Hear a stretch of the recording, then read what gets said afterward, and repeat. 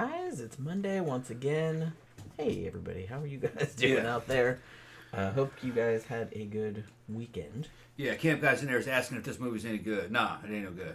It's great. I really liked this. It's a great movie. It's a lot of fun. Yeah, this was a very good movie. It's not like super complicated or super. It's just very. It's just a really good survival horror. Yeah, good acting, good story, directed real well. It's not trying to be something that it isn't. It is exactly what it is, and it does a good job of doing what it is. Now, I saw the movie that came out before this that he did. I think it's called The Loved Ones. And that was good. The Loved One. We reviewed that one a few weeks back. I like that one too. Yeah. But this one's better. I like this one better. And then I had forgotten that Sean Byrne, he's an Australian filmmaker, and he's the one that directed this movie. And he did The Loved One, which we reviewed a little while back, which is why our friend Brian Hackett, a friend of the show, sent us this movie. Yeah. Because I had heard about this one, and this is new. This just came out this year. Me and Brian went to military academy together. He's in Hollywood. He's a sound guy. Yeah. And we have a lot of similar tastes. And if he sends me something good, he'll send me a link to something, then I know it's going to be pretty good.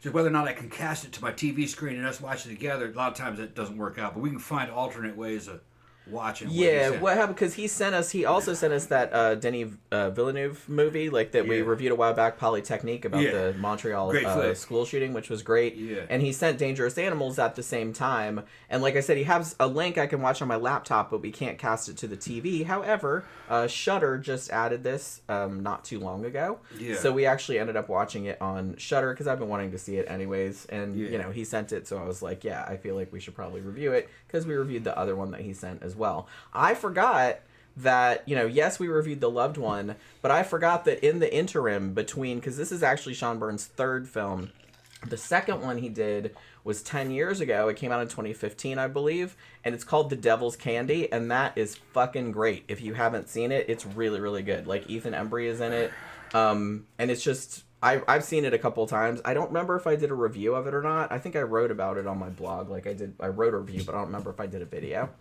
But yeah, so The Devil's Candy is really good too if you haven't seen that, and it's pretty easy to find. But this is from this year. This just came out in June, I think, something like that. Highly recommended. Yeah, it's like I said, it's a lot of fun. It's not reinventing the wheel. It's not doing anything crazy or anything like that. It's just a well-made, fun, horror movie. Yeah. Like a survival horror. And it has a little bit of a cool angle to it. Yeah. It has its own ideas. It has its own little innovations. The setting and the characters involved. And what the dude's into, what the villain's into.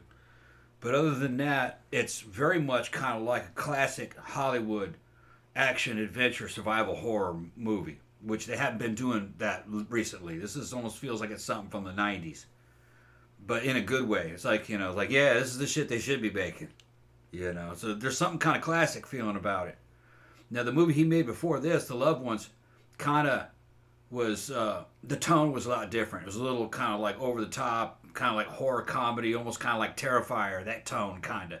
Maybe not that surreal, but similar. This one is grounded in reality. It's like some shit that really could happen. I mean, the premise is slightly out there, but it's still something that could absolutely happen in real life. If it couldn't happen, it makes a hell of a good movie.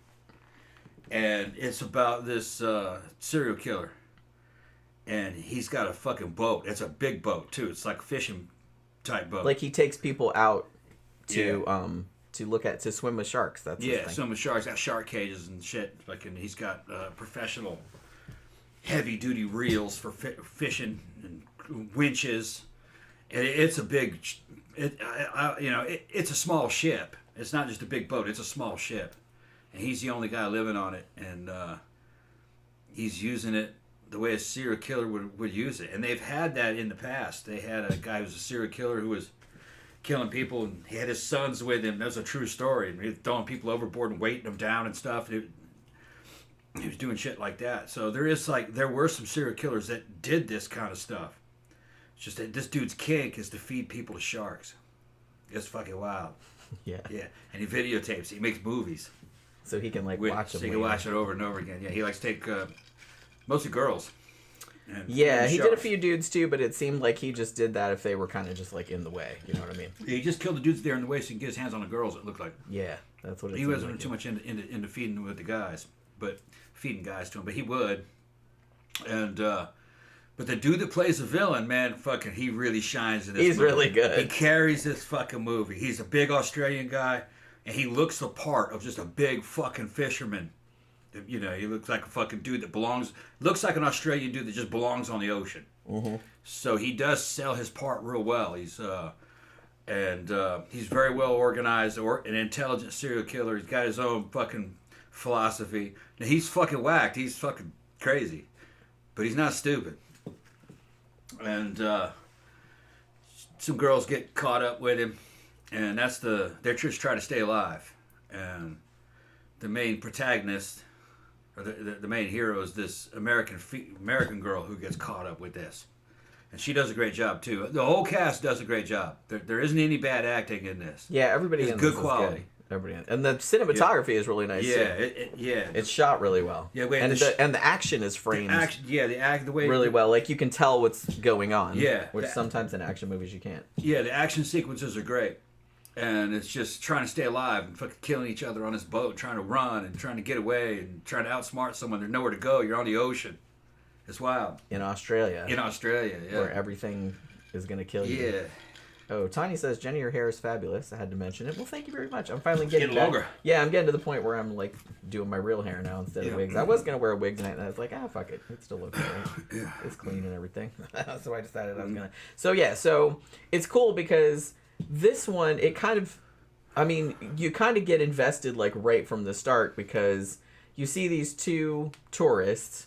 One of them is, I think one of them is Australian, but then the other one's English maybe. They seem like they don't know each other that well. And they come across this boat. They have a website and everything. It's called Tucker's Experience because that's the guy's name, the serial killer. Yeah, Tucker. And the font is like Raiders of the Lost Ark. It is kind of, he has the truck and everything. And so he takes people out, like I said, to swim with sharks. Like he has all the tanks and stuff on his boat. And so he just takes them out for day trips. And so he's great because you know some shit's going to go. Even the description of the movie says that it's a serial killer. So you know he's probably a serial killer. But he still comes across as like really charming and funny, but also slightly menacing. But, like, you're not sure if he's being serious or not. You know what I mean? So it's like, so it's really, I don't know, like, it's a really good character. He plays a really good character. Yeah, he tries to spook him a little bit before they get on the boat.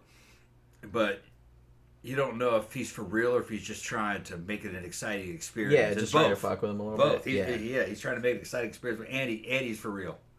It's wild, man. It's a well-written movie, well-acted, well thought out. Just the kind of movies that we need more of because they don't really make movies like this anymore.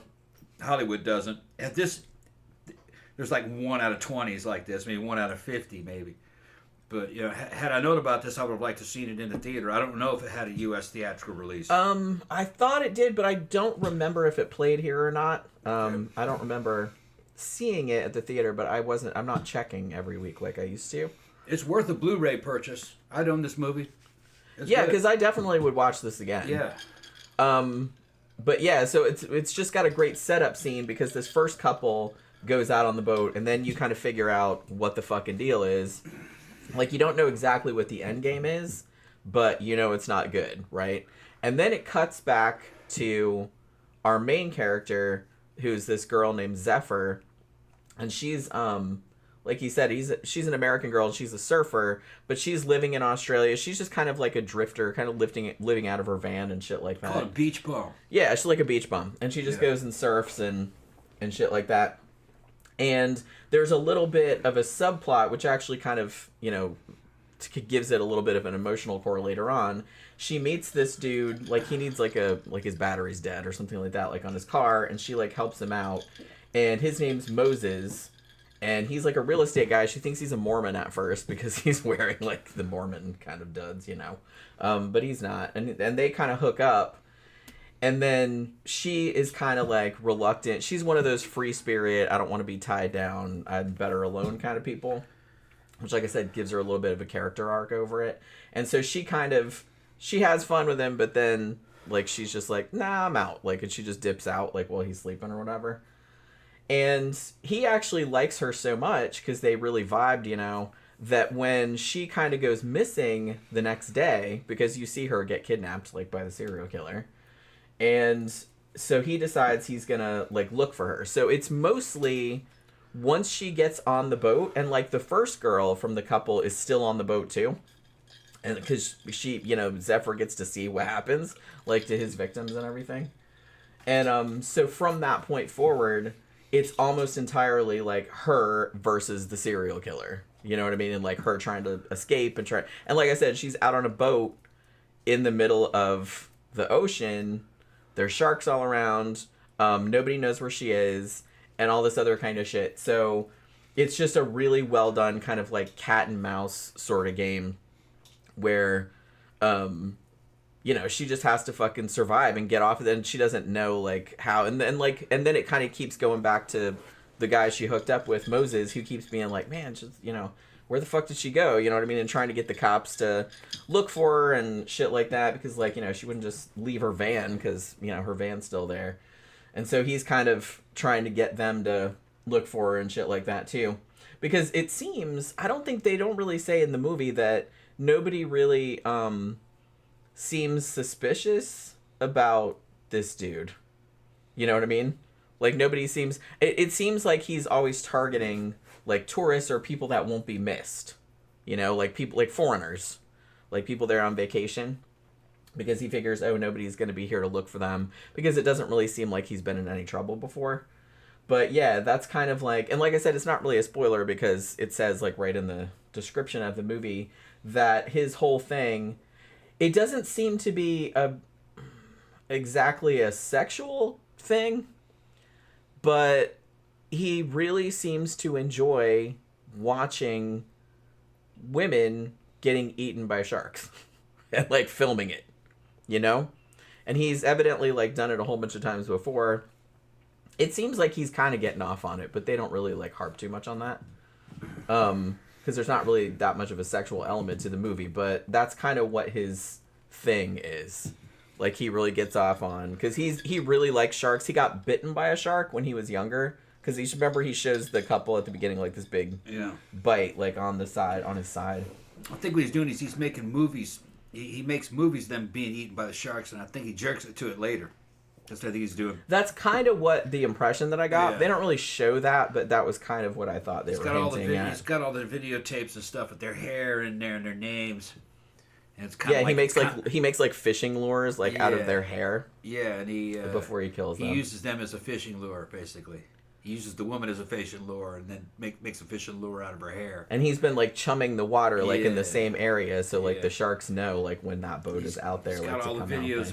He's got a video of maybe 20 girls, and they're all kind of stashed like it's in his personal porn stash.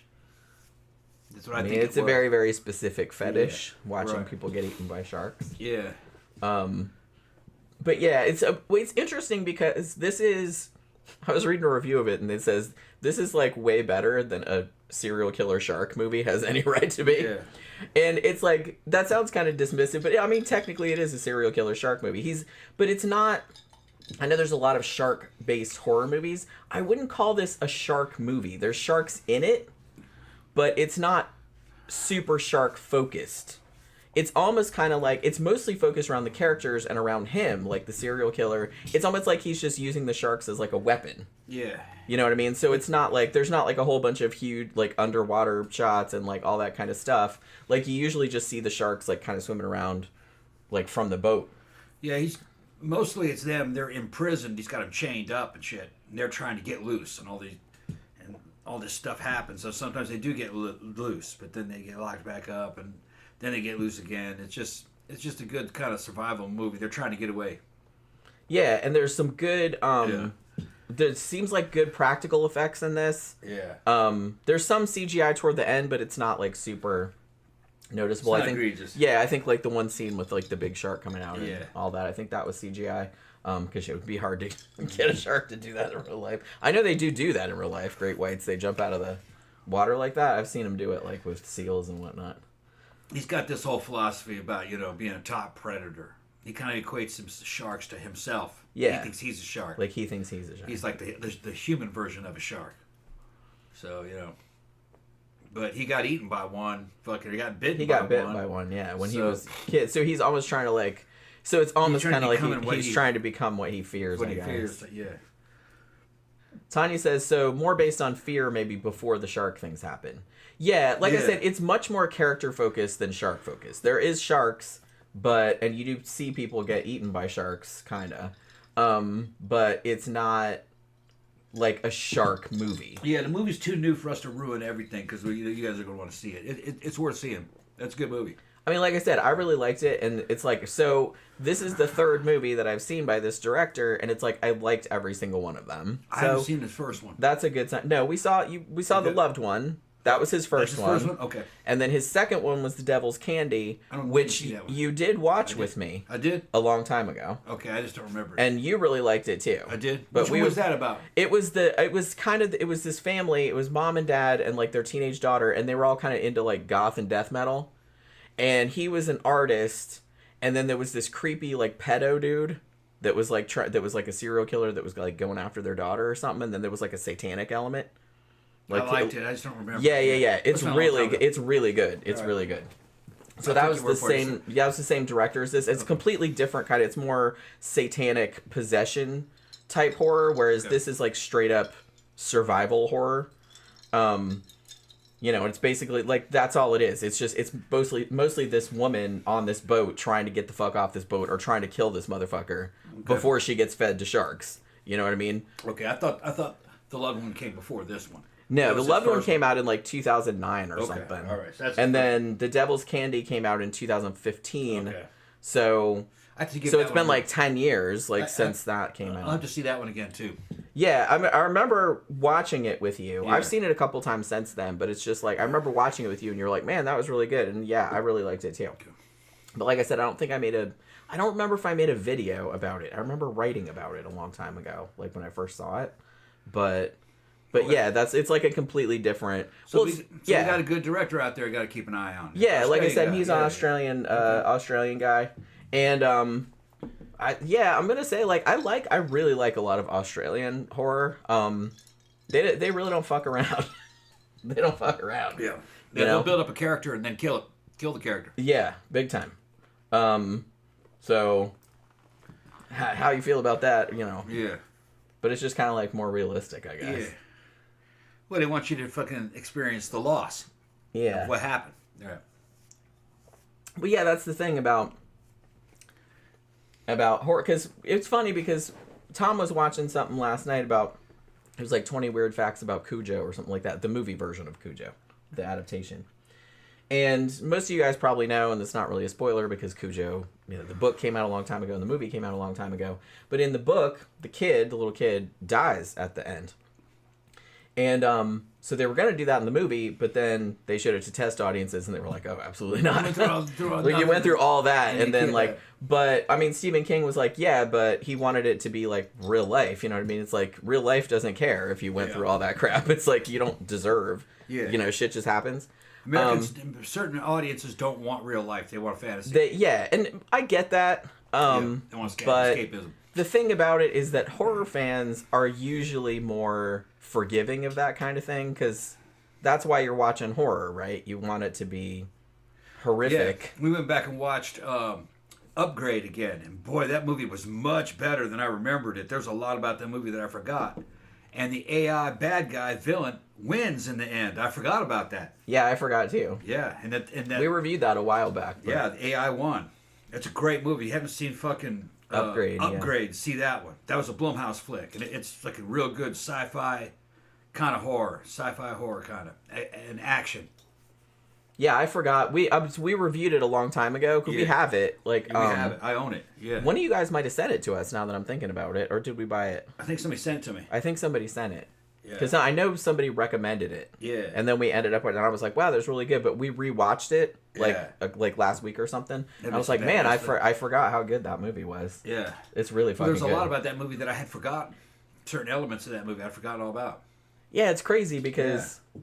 I mean, I guess it's just because it's probably one, because I'm getting older, but two, I see so many movies, and I've seen so many movies like over my life that, you know, it really has to be something else. Yeah. Like if I like to make like a huge impression on me at first. Yeah, it's about a dude who gets paralyzed in a kind of like a carjacking crime type thing. His wife gets killed, and a high tech a tech lord, kind of like an Elon Musk type guy, gives him the opportunity to have to become an experimental subject. But he couldn't tell anybody. They were going to use this special chip to connect his brain back to his body so he could have mobility again. But he couldn't tell anybody. And it turned out that chip had AI in it, and he could hear it in his mind, and it upgraded him and basically turned him into a fucking like Superman, kind of like a cyborg Superman. And he goes after the people who killed his wife, but he can't let anybody else know. He has to pretend he's in a wheelchair. In a wheelchair still. Yeah, it turned out that the guys that killed his wife were also upgraded. And they considered themselves to be a different species, like a new species. And it was corporations. It was corporate warfare. It was in the near future. They had a lot of futuristic shit in it. Never did say what year it was, but probably like 10 years from now. I think that's when it's taking place. Varg Norway says Cujo is a great movie. Yeah, it was a really good adaptation. It didn't get much traction at the time, but I feel like it developed a cult following as time went on. And then he asked, did Cujo have rabies in the movie? Yeah, he did. But yeah, we were watching this video last night about, they were talking about a couple of the dogs in it weren't even St. Bernards. They were like disguised other kinds of dogs, which I thought was kind of funny because they needed a lot of dogs. You know what I mean? For all the stuff that was happening. Tanya said, I'm still horrified by that guy in the movie Wolf Creek. Yeah, that's another movie that we should probably review one of these days. I know they made a sequel, which I don't think I've seen. I've seen the first one a couple times, though, and it's great, but it's pretty grim. It was actually based on... It's funny because when we were watching this movie, Dangerous Animals, the serial killer in this one, he's not quite as fucked up as the dude, as Mick in Wolf Creek, but he's along those same lines. Like, he's kind of like charming and laddish, and he's just, you know what I mean? Like, he's just got his shorts and his Crocs on and just hanging out like a surfer kind of dude, but he's like a horrible serial killer. Whereas, you know, the dude from Wolf Creek is kind of this charming Australian dude too, who's also like a fucking psychopath. And Wolf Creek was actually loosely based on real shit. I think it was based on the backpacker murders, right? Like from, which I don't remember what years those happened. And I think it was two different guys. Like, I don't think they were working together that I remember. Like, Ivan Milat, I think was one of the guys' names, and I don't remember what the other guy's name was. But they were just like picking up like backpackers like in the Australian outback and like killing them in horrible ways. The thing that I most remember from Wolf Creek was him doing the shit with where he would do the thing where he would put the knife or whatever like in the back of their neck so it made them paralyzed, but they still knew what was going on, and he called it Head on a Stick. Yeah, you were telling about that. Yeah, it's like, oh, that's a fucked up movie. It's a fucked up movie. And we should probably do that one of these days. It's pretty... Yeah. This one's not as grim as that one. But I'm not gonna lie, I'm fucking terrified of the ocean and I'm terrified of sharks. So some of the scenes in this, like where people are like dangling over the thing and he's gonna drop them in there and like there's sharks circling and stuff, that's like my worst fucking nightmare. And there's one scene in this too where the girl, like, she falls in the water or whatever, and then this huge fucking great white shark, and it's not like huge, like ridiculously huge, but it's like realistically huge, because I know that some great whites do get that big, and it's just like coming at her like from the darkness, and I was like, oh, I had so many nightmares like that when I was a kid.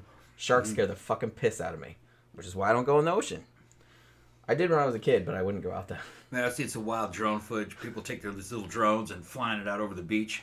You'd see people in pretty shallow water just having fun, and you can see, the drone can see that right near them is a bunch of sharks. Yeah. Swimming right in between them, and they didn't even know. That was when I stopped, They didn't even know. Well, I've had small sharks, like, swim against my leg, like, even when I was just in knee-deep water. These sharks are big enough to eat you. Yeah, but, like, but I saw... 8-foot shark. In high school, I took marine biology, and the teacher, she showed us, like, all these photos that had been taken of Daytona Beach, where I'm from, And it was the same thing. They'd be taken like from a low-flying helicopter. Yeah. And it's like, here's all the swimmers and shit like that. They're just sharks. You know what I mean? And I'm just like, yep, nope. Yep. Not going in the ocean. When little kids are playing and a shark swims right in between them. Then the kids don't even know. Never. You can only see it from above. Sharks weren't interested though. No, they're not. They were looking for fish. Somehow that doesn't make me feel any better though. Yeah. Because all they'd have to do is go zoop. Oh, it's big enough to eat you. Yeah. They just decide that they don't like the look of your face or they want a little nibble of your leg or something. Big enough to take a whole leg off in one bite. That's what I mean. So it's like, you know, it doesn't really make me feel any better. It's like, well, they didn't really want to eat you. I'm like, but my leg is fucking gone. Yeah. You know what I mean? It's like, it doesn't really matter what it thought. Yeah. It ate my fucking leg. So that's why I don't go in the ocean anymore. And I grew up like right on the ocean. And my mom loved the beach, so she would always take us there. But so any kind of movie that's about sharks, because remember when we saw, what was 47 Meters Down, I think that one? Like, that was real good, too. Like, I think we saw the second one in the theater. That had one of Sylvester Stallone's daughter in it, I think. Yeah, that's right. And then I think we went back later and watched the first one, because I think we saw the second one in the theater, and it was actually pretty good. So any movie that's not completely dumb, that has, like, people with sharks, it's probably going to scare me, because I don't fucking like sharks. Did you see Open Water? Oh, and that was based on a true story, too. It's like this couple, they were out diving, and they got left behind, like, just out in the middle of the ocean, because it's like they were still out there, and I guess, like, the guy doing the diving thing, like, didn't do a head count. And they were like, oh, okay, that's everybody, bye. And they took off, and, like, the people come back up, and they're like, where the fuck is the boat? And the movie is just kind of like a reenactment of, like, their last hour, because, of course, they died. You know what I mean? Like, out there. Nobody knew where they were, and I was like, oh, it was horrifying. Yeah, so with this movie, I thought it was a very strong movie. There was nothing in it that took me out of the movie, nothing that pissed me off. It was just a very smooth, enjoyable movie horror adventure fucking experience. I recommend the movie. It's good. And it's very much like a classic no nonsense horror movie with kind of an innovative situation. It's not gimmicky. It feels. Yeah, I didn't really find it. It feels pretty natural, grounded. It feels natural that it happened. Everybody's believable. Very good acting. Shot composition, just edit is fucking really good. It doesn't waste your time. It's just very solid storytelling. Yeah, I mean, good direction. I did like, and it's short. I think good it's only like, I like the score as well. Yeah, good score. Yeah, it has like a classic sounding kind of score. Yeah, but it uses a lot of like there's a lot of covers in there. Like there was a cover of Dancing with Myself, the Billy Idol song. There was a cover of Creedence Clearwater Revival, because there's a whole Creedence Clearwater Revival thing in there. The movie felt very high end. I have a feeling that it was just a mid-budget movie, but it had a very high-end feel to it, and it was just because it was well-crafted. You know, you do a good job, it's gonna feel good. It's gonna feel like a good movie. So 2 thumbs up. Yeah, like I said, it kind of goes. There's like the opening scene like sets up what's going on, and then it goes into some character stuff, which takes a little while because they're trying to like build up a little bit of the character. But then it really doesn't last that long. It's maybe like 5-10 minutes max, and then she gets kidnapped and put on the boat.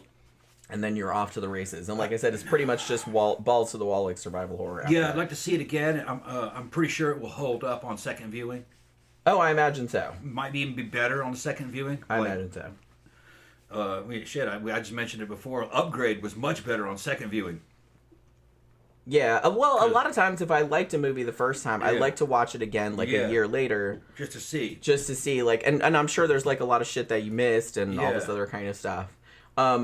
I would actually not be surprised if I see enough new horror movies in the next couple months, I might do another video like I did last year, because last year I saw so many good horror movies that came out in 2024 that I did a whole top 20. Yeah, this will definitely be in there. Yeah, this will definitely be in there. I can already think of like 4 or 5 that I know are going to be like in the top 10. Yeah. And this probably will. Like, I just really, really liked this a lot. Like I said, it's not high concept. It's just a really, really good survival horror. Like, that's all. It knew what it was, and it did it well. Just as, okay, we're going to make good fucking survival horror, and it's going to be fun, and fucking it's going to be fucking tragic when shit happens, and, you know, there's going to be a bunch of close calls, and fucking, you know, chick's gonna get away and get caught. It's just it's what you're paying to see. It didn't disappoint. And like I said, because it's sharks, it's like my worst fucking nightmare. I was like, it was I thought the setting was fucking epic. Terrifying. You know, on the ocean. Because I'm sitting there going, man, what the fuck would I do if I found myself in that situation? I'd be hosed. But yeah, all right. So we're gonna wrap it up now. I remember how I've kept teasing that I did an epic fucking video comparing the novel Hell House, Richard Matheson, to the movie Legend of Hell House from 1973. Yeah. That fucking video is finally done. Okay. So I probably will post it tomorrow, or Thursday at the very latest, but it'd probably be tomorrow if I have time to post it. So there's that. It's like you might want to watch it too. There's like because I went like way. I'll watch it. It's like an hour and a half, you guys. Like I just like it's as long as the fucking movie is. Yeah. Okay. Like I didn't mean for it to be that long, but you know how I do. I just go on and on. I also saw the new 2025 movie, which will probably also be in my top 10 for 2025. Bring Her Back. It's on HBO Max if you want to watch it, and I watched it, and that was fucking great. Ooh, I'm gonna do a review of that one too. But like I said, I'll see if I have time to do it this week, then I will. It might be this weekend before I get it put up, but I definitely want to do a review of that. I don't know, like, because Tom was like, well, I kind of wanted to see it too, and I was just kind of like, well, I don't know. I thought it was great, but I don't know how you feel. It was the same guy it was the same filmmakers that did Talk to Me, which I really liked, although I don't think I liked it as much as some people did, but this one was amazing. I really, really liked Bring Her Back a lot. So I might do a review of that one later in the week. Also, the Wednesday night show, we're doing some more true crime, which, as you guys know, is my favorite thing. We're talking about fucking Diane Downs. Yeah. You guys remember this bitch? Oh my god. Piece of shit. This is back in the 80s, like in the early 80s, and this is the woman that shot her 3 kids. Yeah. And 2 of them lived. And said it was like some other fucking dude that did it. Yeah, we're gonna do her. She's a real piece of work. Yeah, she's Klaus and Tanya, this movie, you can see it on it's on Shudder. Shudder, yeah, you can watch it. It's probably, if it's on Shudder, it's usually on other streaming services also. But you probably have to pay for it. But you probably have to pay for it. I mean, I pay yearly for Shudder. I think it's like $50 or something, like for a year. Yeah, but highly recommend it. You need to see this one. Yeah, I really like I said, if you like survival horror, like this was and Australian horror, I really, really like this one. It's just simple and straightforward, and it's just really Dangerous well done. Animals. Yeah. That's the English title. And like I said, same director as The Loved One, which we reviewed probably a month ago, and The Devil's Candy, which if you haven't seen that, that's from 2015. Please see that too, because it's completely different to this, but it's also really good. All right, so we are going to wrap it up for this evening, because man, I'm starving. I'm gonna make some food. All right.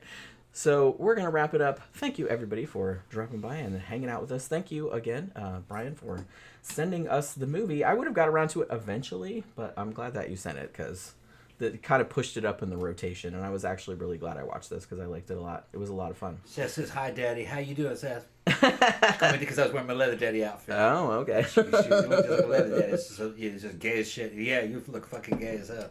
I mean, you guys, I wish I had recorded at Abyss on Friday night. All kinds of fucking shit happened. I look over, I'm dancing, and I look over, and he was like sitting against the stage, and like Toby was like kind of pretending to hump him like that. Jumping on the ass first, and shit. And our friend Chris, the girls are loving it. And my friend Chris like looked at me, and I was like, "It's fantastic," and he just like laughed his ass. I was in the bathroom. in the urinal taking a leak, and somebody walked behind me. And it was fucking Toby. And he fucking stuck his finger down the back of my fucking pants and then walked out. Without even a hitch. And the dude next to me was like, what the fuck is that fucking Toby? Like that. I was like, Toby's fucking hilarious. Yeah. Yeah, he just like stuck his finger that shit down in his butt crack or whatever. Yeah. I was wearing them low-rise pants. No shirt, leather vest and shit. He's loving that shit. It was pretty funny. Yeah. Yeah, Vark said, how did it go at the club Friday? It was actually really fun. We had a good time. All kinds of crazy shit. It wasn't like as crowded as usual because Absolution Fest, which is a 3-day goth festival, like goth rock, like it's 3 days of bands, was going on in Tampa. So a lot of people went to that. Yeah. But there was still like a pretty decent crowd. Our friend Charisse, she's like one of the head nurses at Orlando General. She's getting in between us and shit, fucking snuggling. She goes, boy, it sure would be nice if it was just us three here. This is just us three. Yeah, I was like, oh my. Just us three. She's like, oh, all right. I was like, all right. Okay, we're gonna have to give her a call. I was like, don't be writing checks that your ass can't cash. Yeah, you know we'll call you. Yeah. Don't get all weird if we. Don't get weird if some shit happens. You never can't tell what happened with her around. I'll turn around. That's she's true. doing something better. Like what? Okay. I didn't do anything that No, bad. you're good. You're good. You're like always said, good. It doesn't matter. Even if you're bad, you're good. It's okay. He likes that too. I love it. Like I said, I'm the one that turned around and saw you and Toby kind of like mock humping on the stage, and I was just like, drinking. He just threw his ass on me. I know. And I was like, nice. I was going, yeah. I was like, look at that. I never take my phone. He's a power bottom. I never take my phone inside. Maybe Charisse caught it. She like always videotapes everything. He's a power bottom. I can't control it. I can't control it. That's just how they are. Try to give it up to me. I know, right? He knows his place. I was like, get down. Get your head down. Yeah. Yeah. The only thing that kind of, I mean, it was a really fun night. We drank a lot. We danced a lot. I danced like more than I usually would, like on the night, because I was just, I was having a good time. The only thing that kind of was like slightly shitty about it was there was this guy there, and I think he knew the owner, so I didn't want to like. I mean, I thought I saw him talking to like the guy that's the owner, and I was like, well, shit, I guess I can't say anything about him. But it's like he was like a normie, you know what I mean? And so he was like dancing horribly to like a lot of the songs, and the whole time like he pretended like he knew the words, which he obviously didn't, because he was like trying to sing, and I was like, you don't know the words, just stop. Like, because it was very clear that he did not. And then like the whole time he's like, woo! Yeah. Like the whole, and I was like, would you fucking stop? Yeah. I was like, nobody wants to hear your dumbass clapping. Yeah, like, and he didn't know the lyrics. Song. He's pretended to know. He just pretended. Yeah. And I'm like looking at him like, are you fucking serious he's trying right to be now? Very cool, and he's wearing cowboy boots, and he's dressed like a normie in a club full of fucking goth women from all ages, from early 20s up to 50s, and they all look good. They all look good. Got good. And in their defense, nobody punched him. Yeah, everyone just completely ignored him. Everyone just ignored his ass. Yeah. And I think at the end of the night, he was kind of sitting at the bar looking all defeated. Yeah. Because I think he thought that he was going to get some attention. Yeah, and none of the and no really one gave him any. Almost none of the because it was Absolution Fest in Tampa. All the single dudes went up there. Yeah. So the male to female ratio was like 10-1. There was like 10 women for every one dude. Yeah. There was dudes there, but it's like it was a lot more women there. A lot more women. Yeah. Because like I said, it's one of those places. I mean, the place where they have Abyss is not quite as safe, I don't think, like as Axe Trap, because everybody kind of knows the deal there. But generally, you can go there. Girls can go there by themselves, and like nothing bad's gonna happen. They can go there half dressed by themselves, and nothing bad's gonna happen. Because everyone's looking out for everybody. You know what I mean? Like no one's gonna fuck with anybody. Or you're gonna get your shit pushed in. Yeah. That's all. But yeah. Well, there's good security there. Because there's fucking dudes like me and other dudes that would fucking back me up that are like me. Yeah. Me and the other muscle dudes were in there fucking hanging out. Yeah. Tanya says, dancing horribly is obligatory in clubs, just like passport pictures. Oh. No. Not obligatory here. Not a goth club. No, generally goths are good dancers. No, yeah, they can dance. Like they have actual rhythm and stuff. Yeah, and if you can't dance, then don't dance. Practice at home. They usually are self-aware enough to know if they can't dance, then they don't. Yeah. Because if you go out there and dance like a knob, everyone's gonna like. They're not gonna say anything, but they'll just kind of like look at you and be like, okay. Yeah. You know what I mean? Not judging, except we are judging, just a little bit.